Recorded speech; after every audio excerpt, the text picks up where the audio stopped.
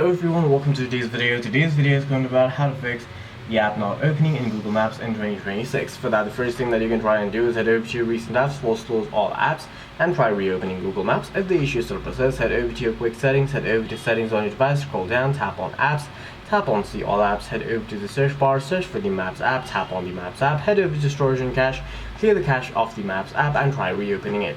You can also head over to Play Store on your device, head over to the search bar, search for the Maps app inside of your search bar, and update it to the latest version. If that too does not work, head over to your quick settings, tap on your power icon, and restart your device to fix any temporary glitches. If that too does not work, head over to settings on your device, tap on system, and then tap on system updates, and if the system is not up to date, update it to the latest version.